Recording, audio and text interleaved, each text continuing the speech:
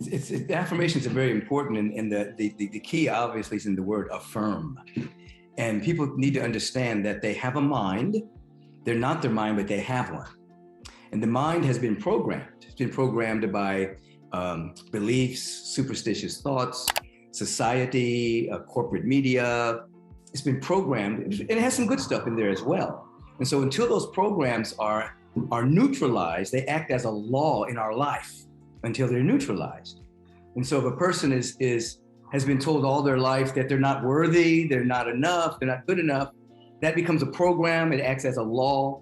And regardless of how hard they work in life, until that program is neutralized, until that it acts as a law.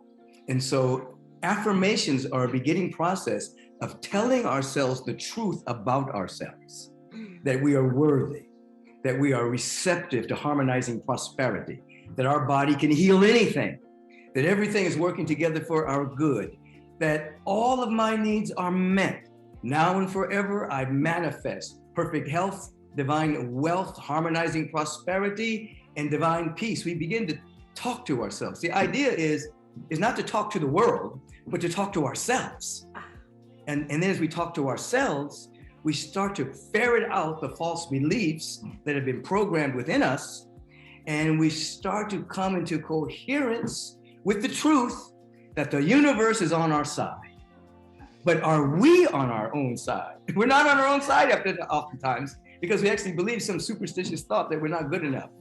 And so the affirmations are a beginning step in walking in the direction of being available to more good than we could possibly imagine. So as you said, when you wake up in the morning, you want to have an intention of growing and unfolding into your greatest self. Many people suffer from an intention deficit disorder. They don't have an intention. They're just going out into the world reacting to circumstances. That's like a ship without a rudder. You have to have an intention. Mm-hmm. And then in that intention, you affirm the truth. You listen to yourself affirming until a new law is set in motion.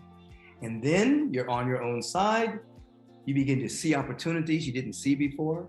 You see possibilities you didn't notice before. You start to hear the voice of the genuine within you. Life becomes a lot more graceful when you're on your own side, living an intentional life and speaking the truth about yourself. And when I say truth, I'm talking about capital T truth. I'm not talking about facts. I'm talking about your real nature, which is spiritual. Oh, that is beautiful. That is incredible.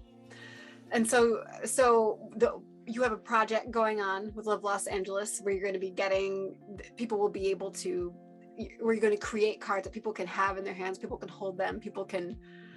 Absolutely. Yeah. I'm going to be writing out in my own handwriting affirmations that are be short and poignant and powerful, that people will be able to just memorize or read and use on a daily basis, particularly when you wake up.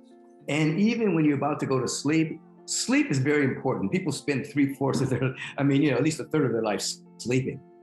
But if you can actually use sleep to reprogram the mind and to heal yourself.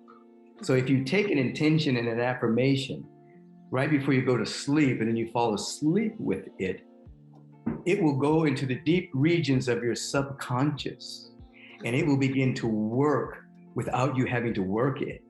So the affirmations that I'll be writing you can read them in the morning, you can read them when you go to sleep at night, and then throughout the course of the day, they can be like a vitamin B shot. It can be like, oh, I'm having a bad day, or I'm in a bad mood, or things aren't going my way. You remember, I feel that everything is working together for my good. I may not be able to see it right now, but I know it's the truth. We begin to bring ourselves back into some kind of balance by high intentional self-talk.